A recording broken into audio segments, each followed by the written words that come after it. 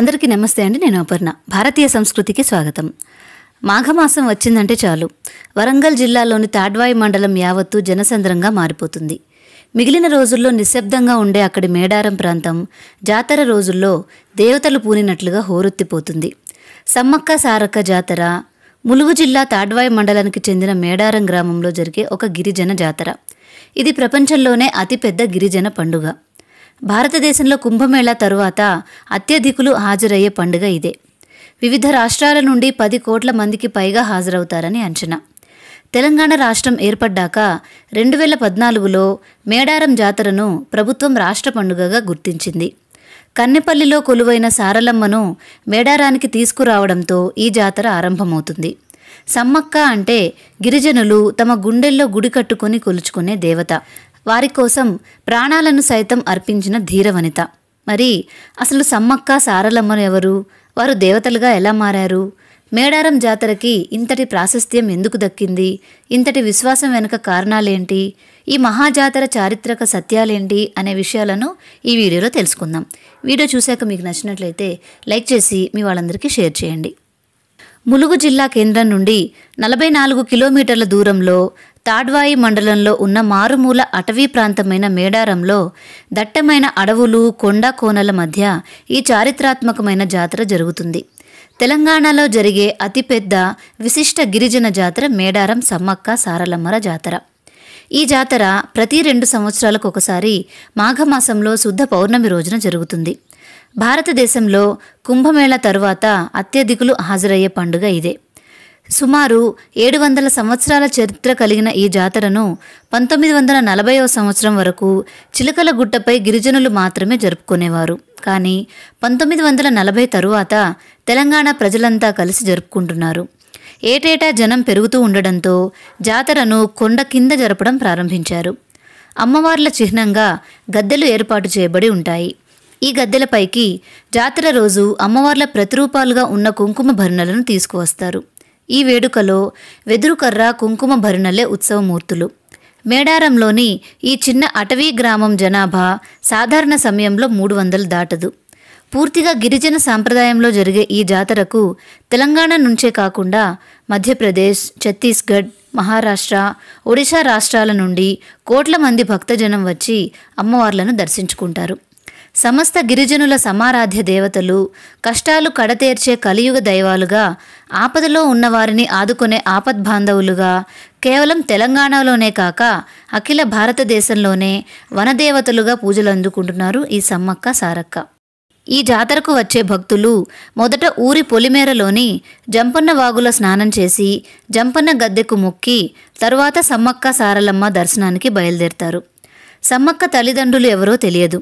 నేటి జగిత్యాల జిల్లా జగిత్యాల రూరల్ మండల ప్రాంతంలోని పొలవాసను పాలించే గిరిజన దొర మేడరాజు వేటకు వెళ్ళినప్పుడు ఒక పుట్ట మీద కేరింతలు కొడుతూ కనిపించిన పాపకే సమ్మక్క అని పేరు పెట్టి పెంచుకున్నాడు.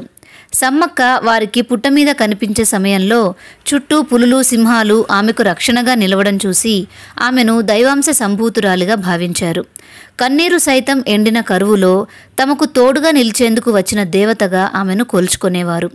సమ్మక్క హస్తవాసి వారి నమ్మకాన్ని తరచూ రుజువు చేసేది. ఆమె చేత్తో ఆకు పసరిస్తే ఎలాంటి రోగమైనా ఇట్టే నయమైపోయేదట. సమ్మక్కను అతని మేనల్లుడైన మేడారం పాలకుడు పగిడిద్దరాజుకిచ్చి పెళ్లి చేశాడు. ఈ దంపతులకు సారలమ్మ, నాగులమ్మ, జంపన్న అనే 3 సంతానం కలిగారు. రాజ్య విస్తరణ కాంక్షతో కాకతీయ ప్రభువు మొదటి ప్రతాపరుద్రుడు పొలవాసపై దండెత్తాడు. ఆయన దాడికి తట్టుకోలేక మేడరాజు మేడారం పారిపోయి అజ్ఞాతవాసం గడుపుతూ ఉంటాడు. మేడారాన్ని పాలించే కోయరాజు పగిడిద్దరాజు కాకతీయుల సామంతునిగా ఉంటూ కరువు కాటకాల పరిస్థితుల కారణంగా కప్పం కట్టలేకపోతాడు. కప్పం కట్టకపోవడం, మేడరాజుకు ఆశ్రయం కల్పించడం, కోయ గిరిజనులలో సార్వభౌమునికి వ్యతిరేకంగా విప్లవ భావాలు నూరిపోసి రాజ్యాధికారాన్ని ధిక్కరిస్తున్నాడు అనే కారణంతో పగిడిద్దరాజుపై ఆగ్రహం చెందిన ప్రతాపరుద్రుడు అతన్ని అణిచివేయడానికి తన ప్రధానమంత్రి యుగంధరుడితో సహా మాఘశుద్ధ పౌర్ణమి రోజున మేడారంపై దండెత్తాడు. సంప్రదాయ ఆయుధాలు ధరించి పగిడిద్దరాజు, సమ్మక్క, సారక్క, నాగమ్మ, జంపన్న, గోవిందరాజులు వేర్వేరు ప్రాంతాల నుండి గెరిల్లా యుద్ధాన్ని ప్రారంభించి వీరోచితంగా పోరాటం చేస్తారు. కానీ సుశిక్షితులైన అపార కాకతీయ సేనల ధాటికి తట్టుకోలేక మేడరాజు, పగిడిద్దరాజు, సారలమ్మ, నాగులమ్మ, గోవిందరాజులు యుద్ధంలో మరణిస్తారు. పరాజయ వార్త విన్న జంపన్న అవమానాన్ని తట్టుకోలేక సంపెంగవాగులో దూకి ఆత్మహత్యకు పాల్పడతాడు. అప్పటి నుంచి సంపెంగవాగు జంపన్నవాగుగా ప్రసిద్ధి చెందింది. ఇక సమ్మక్క యుద్ధభూమిలో కాకలు తీరిన కాకతీయుల సైన్యాన్ని ముప్పతిప్పలు పెడుతుంది. వీరోచితంగా పోరాటం సాగించింది. గిరిజన మహిళ యుద్ధ నైపుణ్యానికి ప్రతాపరుద్రుడు కూడా ఆశ్చర్యచకితుడయ్యాడు. చివరికి శత్రువుల చేతిలో దెబ్బతిన్న సమ్మక్క రక్తపు ధారలతోనే యుద్ధభూమి నుంచి నిష్క్రమించి చిలుకల గుట్టవైపు వెళుతూ మార్గమధ్యంలోనే అదృశ్యమైంది. సమ్మక్కను వెతుక్కుంటూ వెళ్లిన అనుచరులకు ఆమె జాడ కనిపించలేదు. కానీ ఆ ప్రాంతంలో ఉన్న గుట్టపై నెమ్మలినార చెట్టు కింద పుట్ట దగ్గర పసుపు కుంకుమలు గల భరణ లభించింది. దాన్ని సమ్మక్కగా భావించి అప్పటి నుంచి ప్రతి 2 ఏళ్లకు ఒకసారి మాఘశుద్ధ పౌర్ణమి రోజున సమ్మక్క జాతరను అత్యంత భక్తి శ్రద్ధలతో జరుపుకుంటున్నారు. ఈ గడ్డ మీద పుట్టిన ప్రతి ఒక్కరూ వీరుడిలా రాజ్యాన్ని పాలించాలని ఇక్కడ 2 గద్దెలు కట్టి 2 ఏళ్లకొకసారి ఉత్సవం జరిపిస్తే వారి కోరికలను నెరవేరుస్తానని ఆకాశవాణి ద్వారా వినిపించిందట. ఆ మాటలను అమ్మ ఆదేశంగా గిరిజనులు భావించారు. ఆ తర్వాత ప్రతాపరుద్రుడు గిరిజనుల కప్పాన్ని రద్దు చేసి సమ్మక్కకు భక్తుడిగా మారిపోతాడు.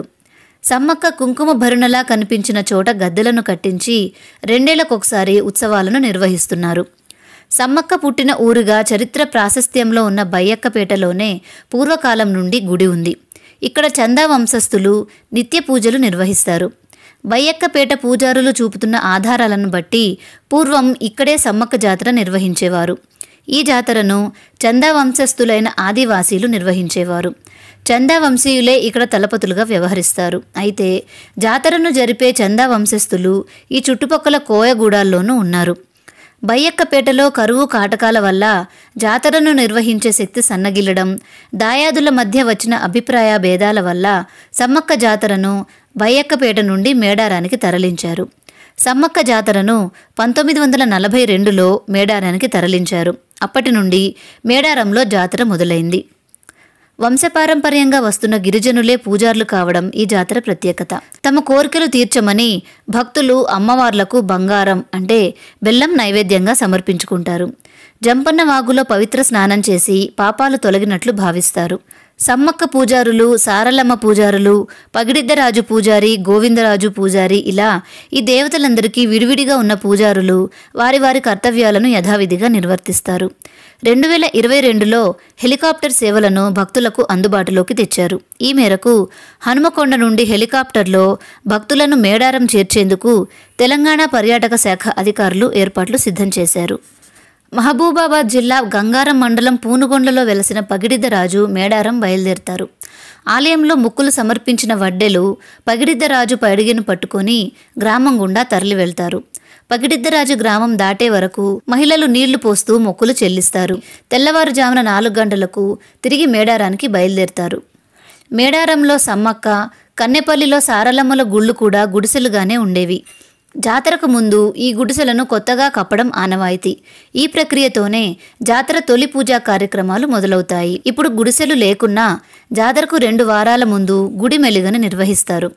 జాతరకు సరిగ్గా వారం ముందు దేవతలు ఉండే ఆవరణలను శుద్ధి చేసి ముగ్గులు వేసి అలంకరిస్తారు. దీన్ని మండమలిగే అంటారు. గుడిమెలిగే, మండమెలిగే కార్యక్రమాలు తల్లుల వారంగా భావించే బుధవారాల్లోనే జరుగుతాయి. మండమెలిగే మరుసటి రోజున గొర్రెను దేవతలకు బలి ఇచ్చి పూజారులు, గ్రామ పెద్దలు పండుగ నిర్వహిస్తారు. ఇదే రోజున సమ్మక్క వారంగా భావించి భక్తులు తమ ఇళ్లను శుద్ధి చేసుకుంటారు. సమ్మక్క సారలమ్మ జాతర 4 రోజులు జరుగుతుంది. కన్నెపల్లి నుంచి సారలమ్మను తీసుకురావడంతో జాతర మొదలవుతుంది.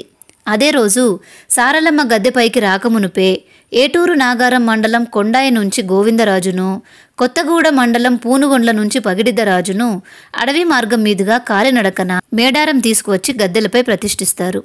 2వ రోజు సాయంత్రం వడ్డెలు ఈశాన్య దిశగా ఉన్న చిలుకల గుట్ట పైకి వెళ్లి కుంకుమ భరిణ రూపంలో ఉన్న సమ్మక్కను తీసుకువచ్చి మేడారం గద్దెపై ప్రతిష్ఠిస్తారు.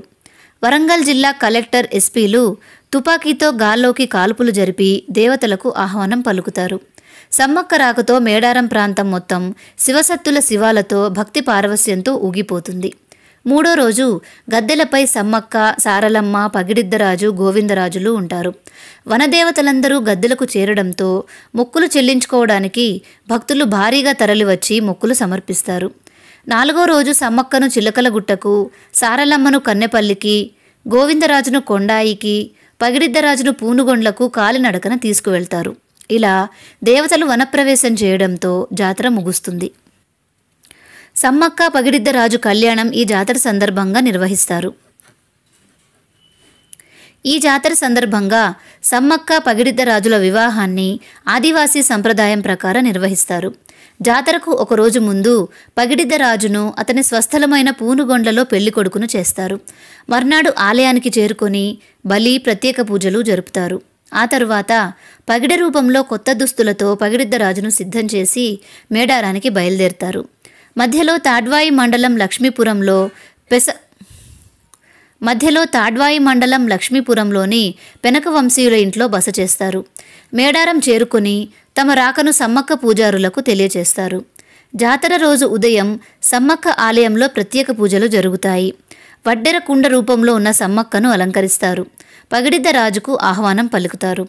పగిడిద్దరాజును, సమ్మక్కను ఎదురెదురుగా కూర్చోపెట్టి పూజారులు వాయనం ఇచ్చి పుచ్చుకుంటారు. దీంతో వివాహం పూర్తవుతుంది. అనంతరం పగిడిద్దరాజును సారలమ్మ గద్దెల దగ్గరకు తీసుకువెళ్తారు. దేవతామూర్తులను తోడుకొని వచ్చే వడ్డెలు తమ పైనుండి దాటుకుంటూ వెళితే జన్మ సార్థకమవుతుందని భక్తులు అక్కడ సాష్టాంగ పడతారు.